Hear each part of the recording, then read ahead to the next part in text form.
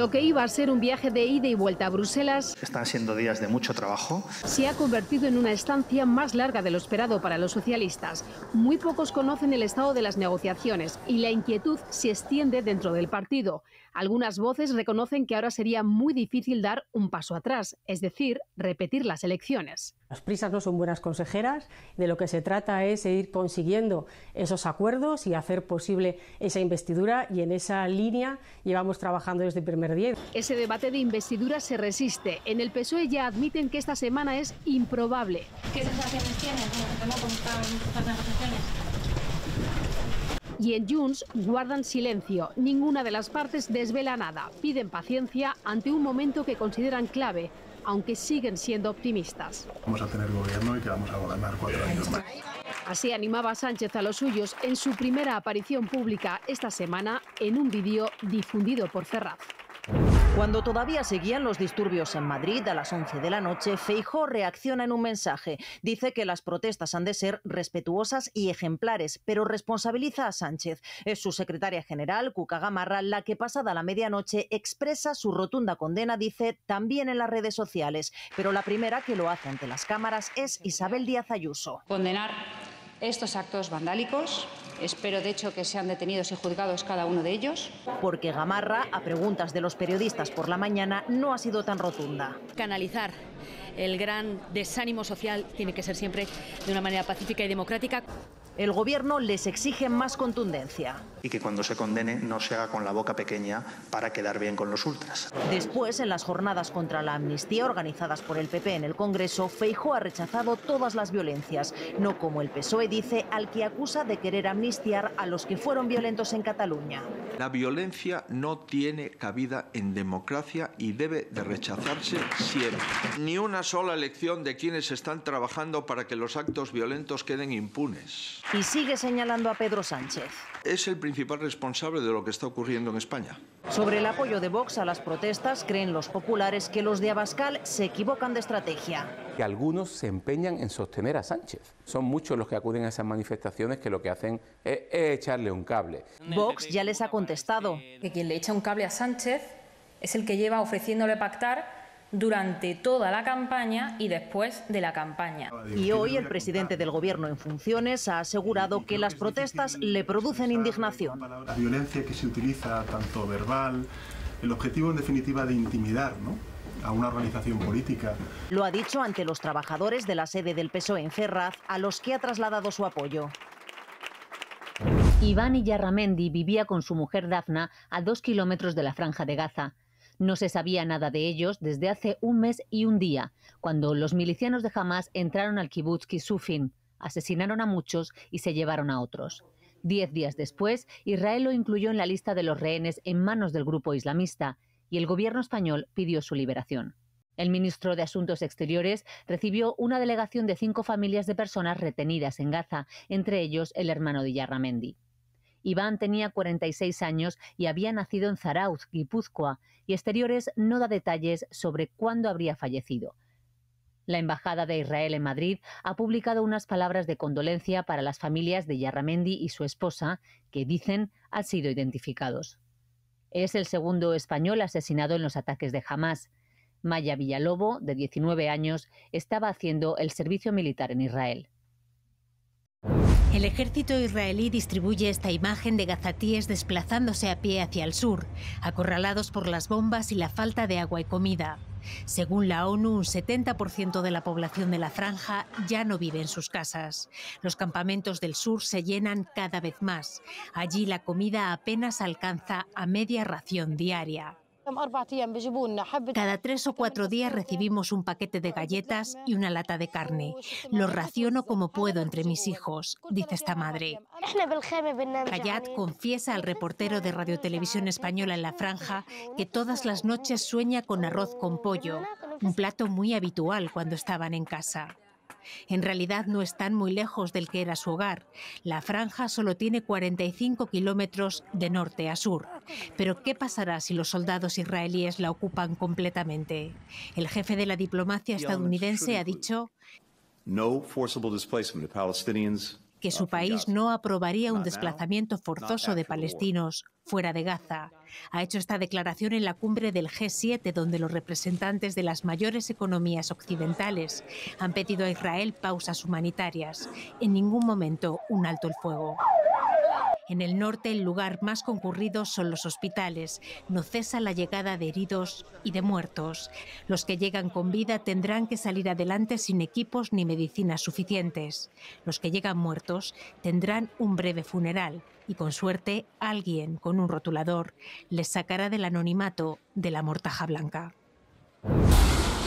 Así cada día desde que comenzó la guerra. Hezbollah lanza cohetes y el ejército israelí responde con bombardeos en el sur del Líbano.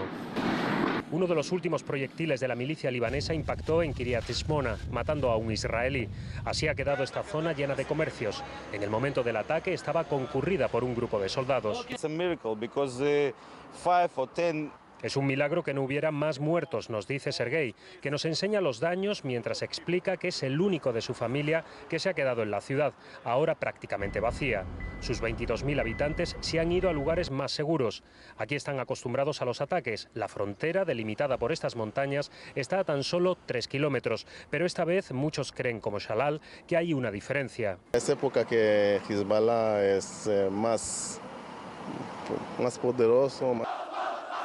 Hezbollah, armada y entrenada por Irán, tiene prácticamente un ejército de milicianos y más de 150.000 proyectiles, incluyendo misiles de más alcance que Hamás. Por ahora su líder, Hassan Nasrallah, no ha decidido entrar de lleno en la guerra, algo que complicaría y mucho al ejército israelí, centrado en Gaza. Pero advierte que cada muerto libanés, como estas 3 niñas y su abuela, serán vengados. Iban en un coche que bombardeó Israel. El ejército hebreo asegura que iban acompañadas de milicianos. La familia lo niega.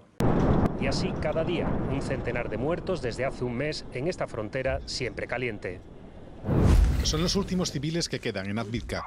Esta ciudad del este de Ucrania es el escenario de los combates más duros del último mes. La mujer no se quiere ir, pero terminan llevándosela. Ucrania trata de mantener un bastión que controla desde 2014. Rusia intenta acercarlo, como hizo con Bakhmut, para seguir avanzando en el Donbass y aliviar la presión sobre Donetsk. En el último bombardeo ucraniano murieron 8 personas. Esta mujer quiere que la gente deje de morir. La contraofensiva ucraniana del verano no ha logrado mover el frente. El mayor avance de Kiev ha sido de apenas 17 kilómetros. Eso ha llevado al general Zaluzny, jefe del ejército, a hablar de estancamiento y pide prepararse para un contraataque ruso. El Kremlin ha acumulado a cientos de miles de hombres. Zelensky ha desautorizado a su mayor oficial. Reconoce que todo el mundo está cansado, pero afirma que al principio de la invasión nadie apostaba por Ucrania y han resistido. El presidente descarta elecciones, pide más armas y rechaza negociar con Rusia. Pero los misiles estadounidenses, británicos y franceses empiezan a escasear y los aviones de combate F-16 todavía no han llegado. El Congreso de Estados Unidos no ha aprobado la millonaria petición que ha hecho el presidente Biden para seguir armando a Ucrania. En las trincheras ya preparan la llegada del invierno. Será el tercero desde la invasión. Cargan los cañones para que no sea el último que vivan. Hasta ahora la reconstrucción de la pared abdominal se hacía con material sintético y suponía la pérdida del músculo, limitando mucho la vida del paciente. Yo me cansaba mucho, yo no hacía vida normal, era una enferma. La nueva técnica consiste en extraer un músculo de otra zona del cuerpo y colocarlo en el hueco del abdomen. Intentan que sea uno lo más parecido posible y que genere las mínimas secuelas. Y este músculo con su piel y grasa lo llevamos a la zona destruida o la zona que queremos reconstruir. Unimos los vasos de ese colgajo libre a los vasos de la zona receptora y sobre todo la parte más innovadora es la unión del nervio, del músculo que trasplantamos a la zona receptora con los nervios originales que movían el músculo destruido. En el caso de María Rosa fue un músculo de la espalda. Antes tenía una peca en la espalda y ahora la tengo en el abdomen. Con esta intervención el nuevo músculo es capaz de contraerse como el original y recupera su funcionalidad. Totalmente, pueden hacer ejercicio. Incluso tenemos una paciente que ha estado embarazada después de la cirugía. Hago la vida absolutamente igual que la de antes. La recuperación es entre 6 meses y 1 año. De momento, Sant Pau ha hecho ya 5 intervenciones de este tipo. En 4 de ellas, los pacientes han recuperado la funcionalidad del abdomen. Costa y la crisis política en Portugal monopolizan las portadas. Una mayoría sin primer ministro, dice Público. Obviamente, adiós, titula a toda página el Diario de Noticias. Y este comunicado de la Fiscalía, dando a Costa como sospechoso antes de su dimisión, lo que hizo caer al gobierno, apuntan otros rotativos. Y en la calle todos hablan de lo mismo. Ha pasado lo que tenía que pasar, pero ahora estamos en una situación complicada, dice este joven. Ha debido de ser muy grave para que el primer ministro dimita. La dimisión destapa las pretensiones partidistas. Los socialistas quieren agotar la legislatura con la mayoría absoluta y sacar adelante los presupuestos que están en plena discusión, pero necesitan un candidato porque Costa. No voy a repetir al cargo, eso está claro, esa etapa la he cerrado, decía, y la oposición quiere elecciones anticipadas. Para dejar esta continua marejada política, apunta el líder de la ultraderecha, André Ventura. El presidente Barceló Rebelo cita aquí en Belén a los partidos políticos de menor a mayor representación y mañana ha convocado al Consejo de Estado para después tomar una decisión, aunque algunos medios adelantan ya que va a dar tiempo a los socialistas para tener un candidato para después, finales de febrero o marzo, marcar ya elecciones anticipadas. La Fiscalía investiga a Costa ya sin tratamiento de aforado. Los partidos han pedido que se investiguen los hechos con transparencia y rigor.